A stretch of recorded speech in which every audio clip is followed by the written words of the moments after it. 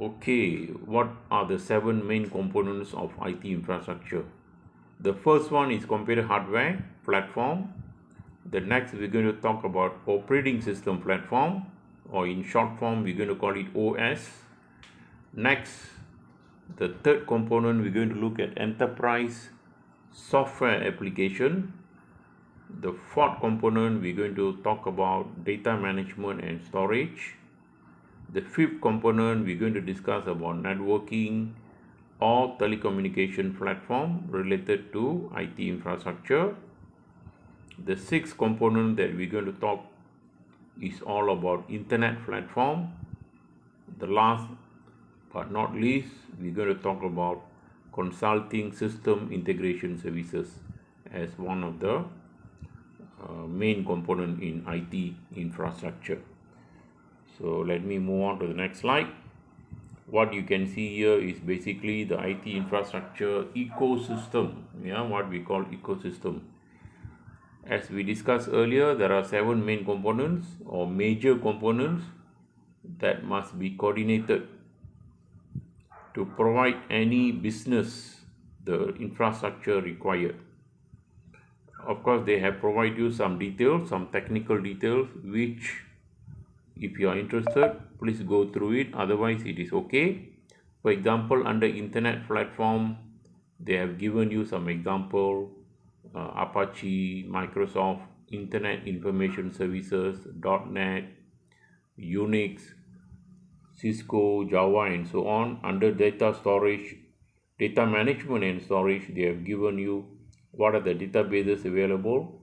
Of course, the popular one is Oracle, and if you are working with IBM, they have a proprietary database which is known as a DB2, SQL Server or SQL Server, Sybase, MySQL, EMC belong to the EMC company, and so on.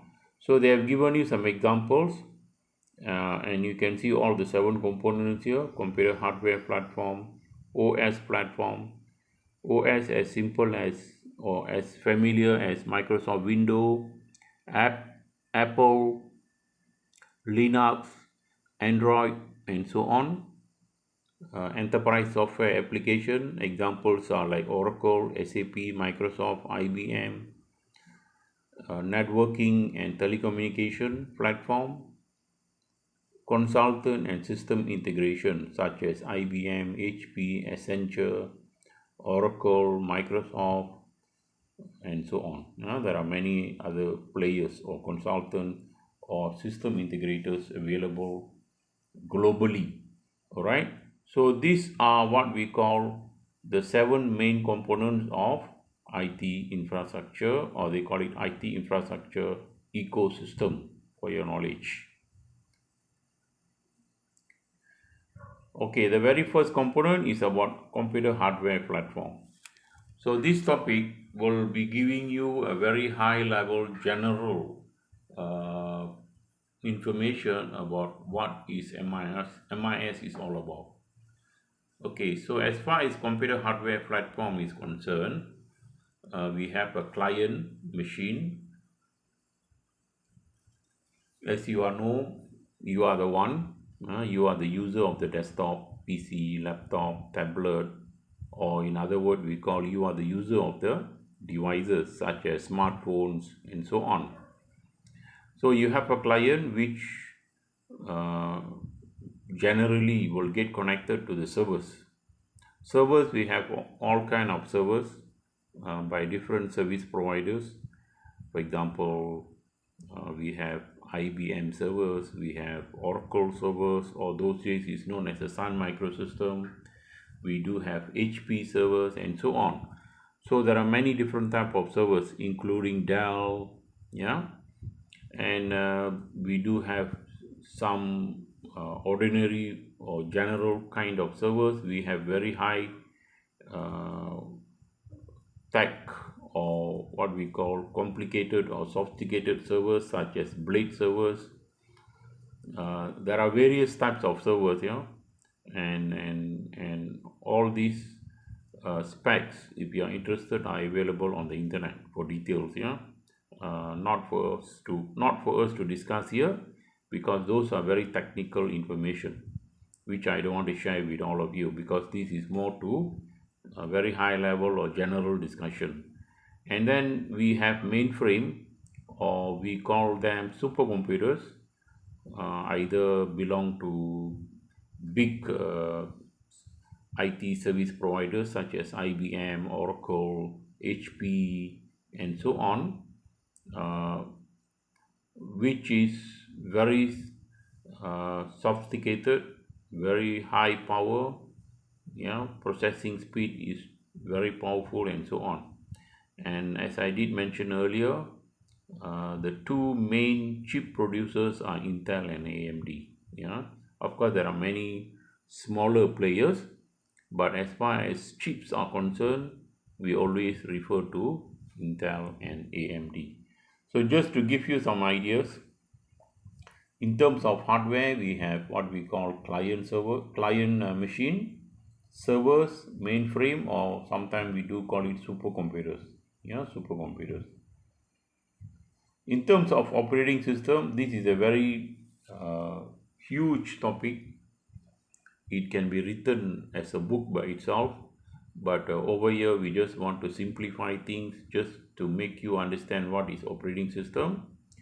The popular operating system that we have today is like Android, iOS, but as far as IT or MIS system or desktop or servers are concerned, we generally will refer to Microsoft operating system or HP operating system or Oracle related, or for example we have Android related, or Apple related, iOS related. As far as servers are concerned, this is quite old data. You might get a new data today from the internet. 65% run Unix or Linux, and 35% run Windows OS. Generally, all the servers available globally, most of it are running Unix or Linux, and the rest are running on Windows or maybe some other proprietary OS. There are many other proprietary OS, but generally they belong to either quite similar to Unix or Linux or Windows. At the client level, desktop, tablet, laptop, 90% run Microsoft Windows, as we are aware of. Today we are all on Windows 10, 11, and so on. Whereas the mobile or the multi-touch tablets are running on Android or iOS. Cloud computing are running on Google Chrome OS, for example, or some other platform like IBM. They have their own platform. VMware, maybe some of you have heard about VMware. It's a very proprietary, belong to the service providers. So there are many different OS for different purpose are available that are being used for different devices. So that is what we call OS platform, operating system platform, as simple as Windows and iOS and Android. Whereas when come to enterprise software application, that is at the very large scale, not the client or tablet or PC, they use enterprise application. Because the name itself, enterprise, means is for medium or large scale business, where generally for a big players, for a big company, they use Oracle platform or operating system, including the databases, or SAP, or some other proprietary based application. Whereas middleware, there are IBM, Oracle as well. So it again depends very much on your business. In terms of data management and storage, just to give you some ideas, these are very much into databases. What type of databases the companies are using. So there are various types of databases. Again, it depends on who you work with, who is your vendor, who was your previous vendor, what is your old system, present system, future systems, and so on. It's not easy to migrate from one platform to the other platform. It's not that easy. It's very difficult, very complicated. Very technical areas are involved. You need the skill of that technical people as well. As well, it's very costly, and normally the company will try to maintain the same platform or same databases. It's actually very difficult to migrate from one platform to the other platform. So for example, IBM, they always use DB2. Oracle is another platform, another database.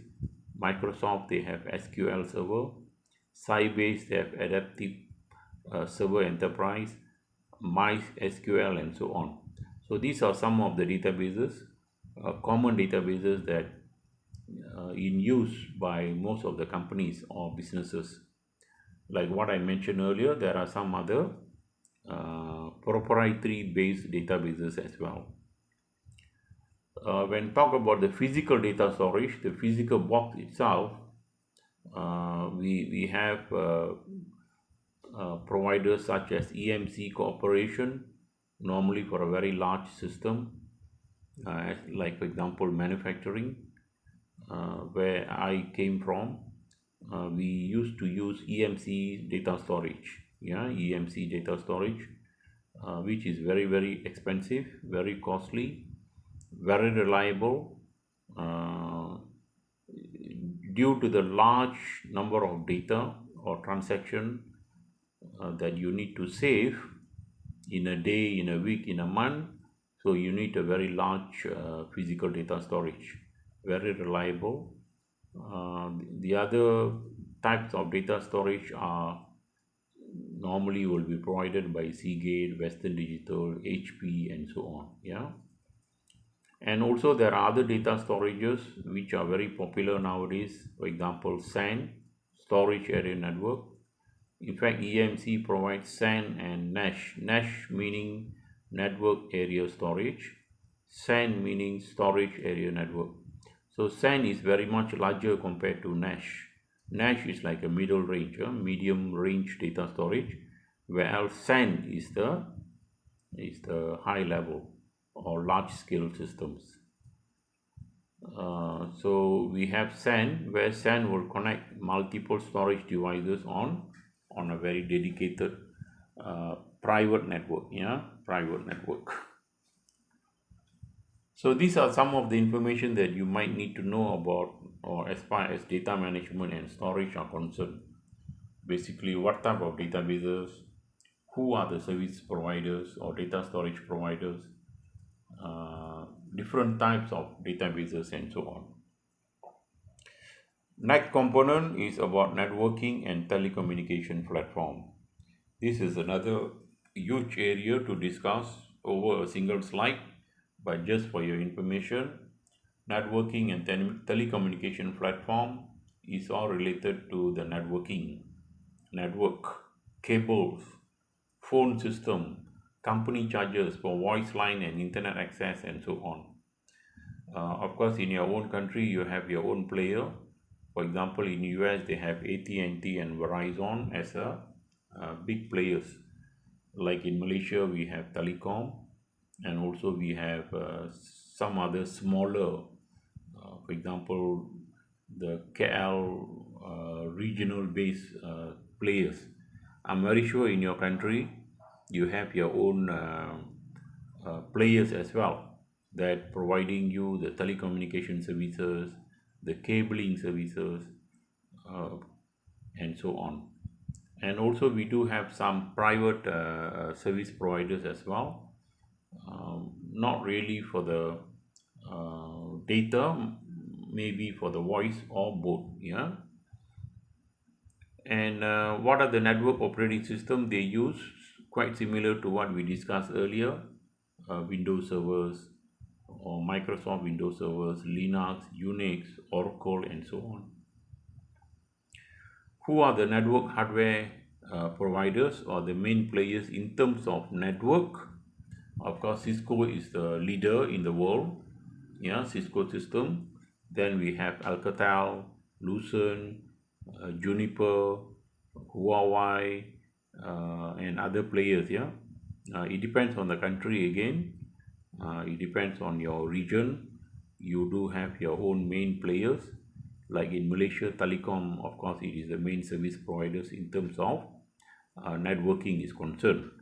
I'm very sure in your own country you have your own network service providers with their own operating system, with their own services and charges and supports and so on.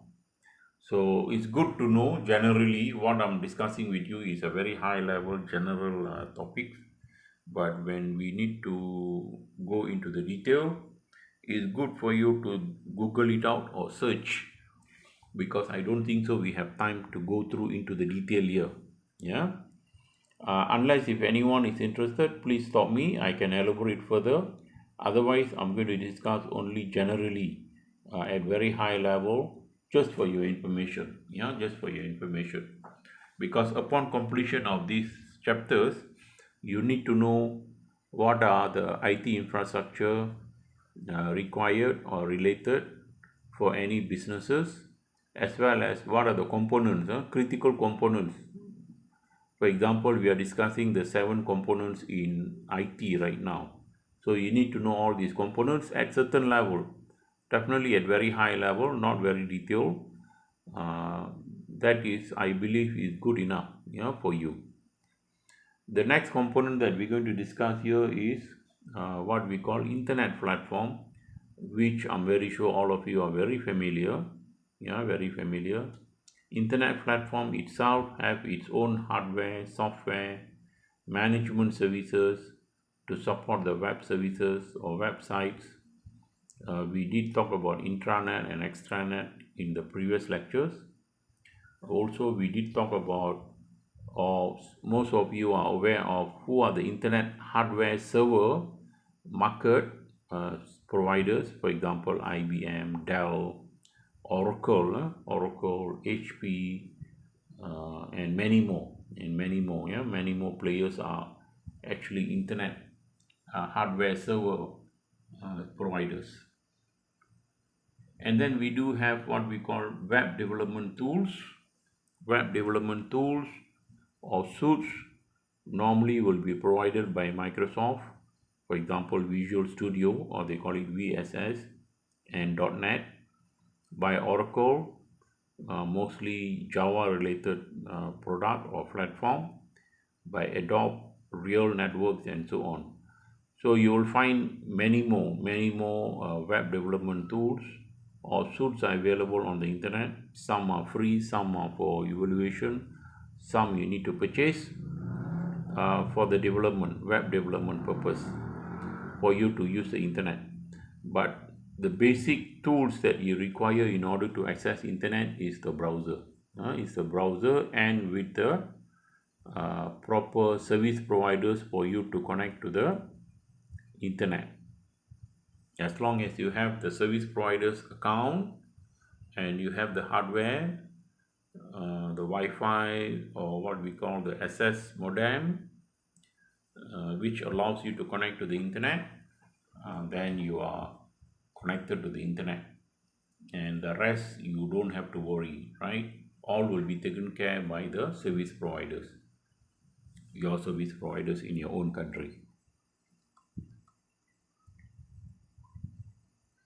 So as far as consulting and system integration services are concerned, remember we talked about big companies, big consulting firms such as Accenture, IBM, global services. IBM do have their own regional based or local based services. Hewlett and Packard, yeah, HP, Infosys, Wipro in India, and there are many more companies, Oracle, Microsoft, who else? Dell, for example. Yeah, all these are leading consulting IT firms. So what they do, they some are really very large, some are mid-range. They provide consulting services and system integration services, meaning they do everything for you from A to Z. Yeah. For example, if you want to set up a manufacturing plant, so they will help you to set up the hardware, the software, the databases, the OS, the training required, everything. Yeah. So they are known as a system integrators. So they will code you, and then they will integrate all these components like what we have just discussed, the 7 components as one single product, to make sure that your business is up and running, right? Including ethical issues, what you can do, what you cannot do, all those things will be covered, including all the reports required that need to be generated, all the after sales service or after support required. Normally they will have what we call contract, contract, after sales contract or after contract for a certain period of time. After they successfully integrate all the systems, they will have a support period that they will provide to make sure everything is taken care.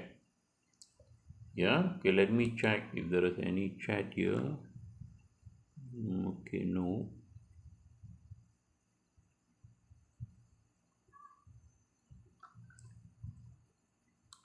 So that's how these consulting and system integrators work. Like what we have discussed, the 7 important components, they will help us to set up everything. Either they can come in as a vendors or as a outsource players, and then they will be responsible in getting all this done for your companies. Or if you have your own internal IT department, your internal IT department can always work with these vendors or what we call consultants or system integrators to make sure all the IT components are properly installed, properly configured, properly working, and it will continue to work as it is forever, yeah, as long as you need to use the services. So that is their responsibility. So that's how they provide their services. Definitely it depends on your nature of business, and it comes the cost with it.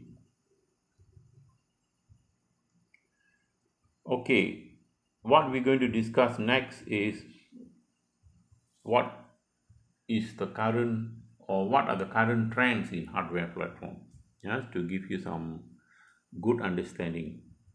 After we get to know what are the components in IT, I'm very sure all of you are quite excited, and you for those who are not very sure what is IT about, or what are the components in IT, or what are the elements or environment IT in, I'm very sure you are enlightened on that by now. So next, look into what are the current trends in hardware platform. As we know, the hardware platforms for IT is transforming very fast, changing very fast over the period. So we need to know what are the current trends in hardware platforms. Uh, the first one that we would like to discuss is the mobile digital platform. It is very much none other than your smartphone. Your smartphone can be either it is a iPhone or iOS based or Android based or even BlackBerry, yeah, which is not that popular anymore. So the smartphone become a very important and critical devices today. Reason with the smartphone, uh, you can do most of the transaction in today's world or at present, compared to uh, which was not able to do, sometimes back or many years back. But today the phones that we have today is is that powerful, uh, built in with many features that allows us to do data transmission, web surfing, email, instant messaging, video conferencing, and so on. So moving forward in the future, I believe one of the important devices as far as MI is concerned is definitely going to be a smartphone, and you may not need a client or desktop or tablet or even laptop to do your future transaction. Reason most of it can be done by using your smartphone. Of course, the other option that we have is netbooks, or we call laptops, small lightweight notebooks. The other option that we have under the mobile digital platform is tablet, for example iPad, or from any other providers. Then we do have some what we call very proprietary based devices such as Kindle and Nook and so on. In US is quite popular as well. And then we have many other devices that are very popular today, which are connected to the internet and so on. For example, some of the wearable devices like smart watches, smart glasses, smart jewelries, and so on. There are many more smart devices that are available today that you can easily Google and find out over the internet. So all these devices, that's the reason why we don't call it computers or tablets or laptops anymore, but they prefer to call devices, because more and more devices are becoming smarter, or they are turning into a smart devices and will be connected to internet in the future, including your cars, your fridge, your TVs, your vacuum cleaners, you just name it. Okay, more and more devices are becoming smarter and will be part of the mobile digital platform. Okay, there is a one interactive session, the greening of the data center. For you, those who are not familiar what is data center is where all the servers are located. It used to be huge areas, but nowadays um, it is shrinking in size, or some of the organization or companies prefer to have a remote or virtual data center instead of owning one data center. And there are some questions here that you can use, or we can discuss during the self-study mode under the discussion session. The questions are: what business and social problems does data center power consumption cause? Okay, this is a bit technical, maybe not so familiar question for you, but you still can try to discuss or have a discussion with your friends, or you can search from the internet. What business and social problem does data center power consumption cause? Right? Because the use of data power in the data center is very high. Also, the data center generates a lot of heat due to the number of servers in the data center. So definitely it will cause some social problems, which can be discussed further. What solutions are available for those problems, or for these problems? Are they managed? Are the management, organizational, or technology solution available? And then we are required to explain your answer. What are the business benefit and cost of this solution? Should all firms move toward green computing? Why and why not? So it is all about discussion against these questions. So it will be good if you go through it and you discuss, brainstorm among your friends, among your group, or if you need to bring it up during our second sessions during the self-study sessions, then we can discuss together. Okay, otherwise I'm not going to discuss now. I'm going to move on to the next slide.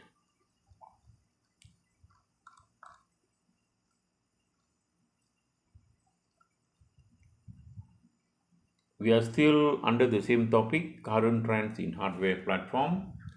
We're going to look at what is BYOD, bring your own device. Yeah, this term become popular a few years down the road when we have the challenges of employees start bringing in their own devices into the company. For example, their own iPhone, Android phone, tablets, and so on. And then the management find it very difficult to stop them from bringing in this or their own devices. So most of the companies decided to change their IT policy to allow them to bring in their own devices, provided IT will do a check on those devices to make sure those devices are secure, will not cause any problem to the businesses or to any other devices within the organization. So what the normal practice is, when you bring in your own device for one time or for the first time, IT will go through your devices to make sure your devices are safe to use within that network or within that environment, so that it doesn't cause any harm to other users, to the business, and so on. Yeah, so with that, it allows you to bring in your own devices provided you follow the IT procedures. The other trend is consumerization of IT. As the IT change, in a very fast manner, there are a lot of information or new IT emerges in consumer market. With that in mind, it forces businesses and IT department to rethink how IT equipment and services are acquired and managed. All right. So what is happening here is, with a lot of IT gadget and services and applications are available over the internet, over the platform, social media platform, it forces the businesses and IT department continuously to rethink, you know, to change the way they do things, to change the way they work, so that they can manage all this equipment and new application, like what I mentioned earlier, without affecting the businesses, without affecting other users, without bringing in any unexpected problems or risks to the businesses. So that is what we call consumerization of IT, yeah, that is happening today.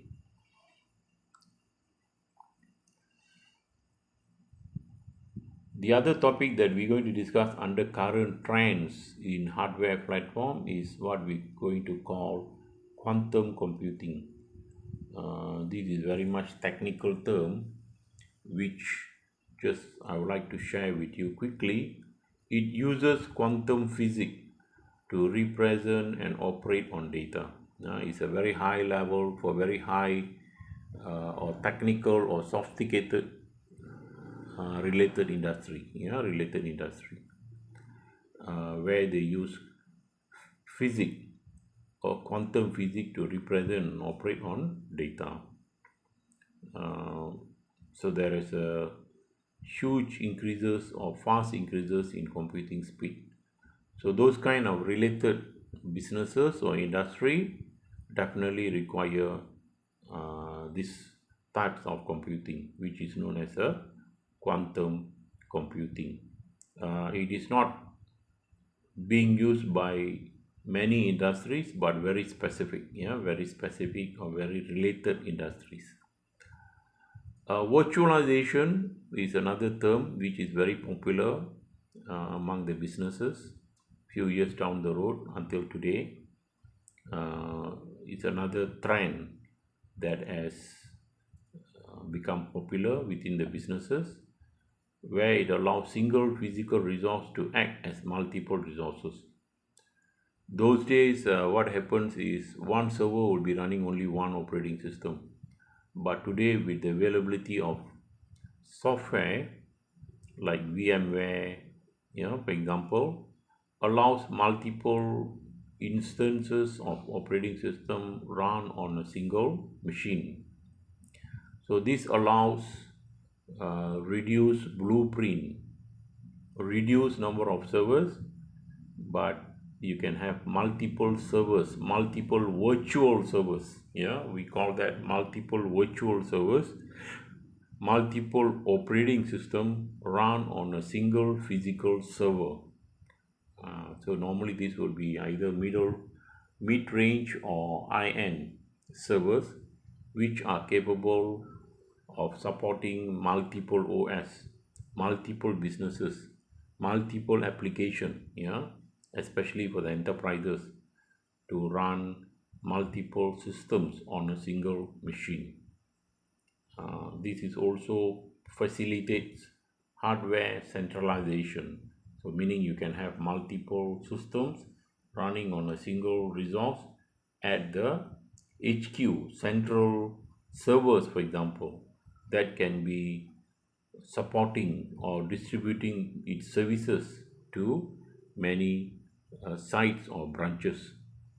That is the beauty or the technical capability of virtualization servers. Alright, so I don't want to go into very much technical terms. That will be difficult for you to understand and to adopt. But what I'm covering today is just at very high level, just to let you know mainly on the term and what it's all about. So not going into the detail, without going into the detail. Cloud computing, as we discussed earlier, which is a very popular term in today's world. And there are many different types of cloud computing. Some it can be divided into three main categories. One is known as infrastructure as a service, or in short form they call IaaS. The second category is known as a platform as a service, PaaS, and then the third category is known as a software as a service, SaaS. So this cloud computing, it can be either the company is very much depend on the nature of the business, can use it as an infrastructure as a service if they are very much into an infrastructure related business, or if they are platform service providers, then they go into platform as a service, or if they are software service providers, then they can go into software as a service. So it depends. And some companies will have all these three, some will have two, some will have only one. It depends on the nature of the business. Cloud can be public or private, like I mentioned earlier, it depends. It can be public or private, or is configurable. Allow companies to minimize IT investment, quite similar to what I just mentioned to you, like virtualization, where number of multiple OS can run on a single machine. Cloud computing also supports that. There are some drawbacks, especially like when it comes to security, reliability, but in today's world, in today's technology, all these are taken care, are well taken care, and we don't see concern or issues anymore. And there are also what we call hybrid cloud computing model available. So you can have true cloud, or you can also have hybrid cloud, which could be a combination of two different platforms. Maybe like an infrastructure as a service, platform as a service, software as a service, or combination of those. Or you can have a VMware running multiple. Also you can have a machine running a single OS. Okay, so in the next slide, what you can see is infographic information about cloud computing. where you can see the desktop, tablet, iPhone, laptops, all the devices are kind of part of it. And then you also can see your servers, how those are connected, and what are the software uh, application, platform, and infrastructure that required for the cloud computing. Okay, so please go through the slide. I'm not going to go through into details. There are some details here just for your information. You can go through it, and if you need further explanation, please come back to me. Otherwise, I think it's quite clear for you to understand what what are the platform services, application services, or infrastructure services related to cloud computing. And there are series of questions here in the next slide for you to consider. Is it time for cloud computing? It is not no doubt that everyone is into cloud computing today. So please go through this question and discuss among your friends during the second session of the discussion session. And if you need any help, please come back to me. There are a series of questions here very much related to cloud computing that you can run through, and if you need any help, please refer to me, or you can always search it from the internet. Okay, before we take a break and continue with the discussion session in the second session, I'm going to run through some slides because the number of slides is quite huge for today's class. What I want you to do is, in your second session, please go through some of these slides, and if you need any help, please come back to me. The topics that you need to cover under the current trends in hardware platforms are such as there are some information provided to you about green technology or green computing or green IT, high performance and power saving processors, open source software, and also to give you some information about what is Linux, which is also known as a open source OS used in high performance computing. Web, what web is all about, how Java is being used in the web, what other programming languages and tools are being used in the web services, service-oriented architecture, what it means, where we use this, what it is all about. Okay, diagrams on the SOA, software outsourcing and cloud services, what it means by software outsourcing and cloud services, what are the three external sources for software. Either it is for software packages and enterprise software, software outsourcing, also cloud-based software services. As we discussed earlier, more and more companies are providing cloud-based software services today, like Google, Microsoft, IBM, Apple, and so on, which we can purchase based on demand. We can purchase the storage, we can purchase the hardware, like for example Amazon, or you can even rent servers if you need to for your businesses. So it's not like those days you need to purchase or you need to buy, but today you can just rent it or lease it. So that really helps you in managing your costs.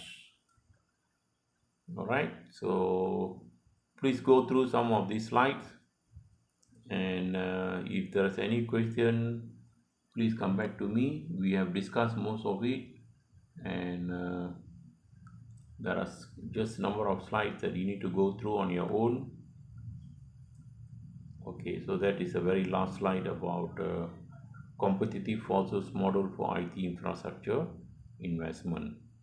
So with that, what I'm going to do, I'm going to give you a short break, 10 to 15 minutes break,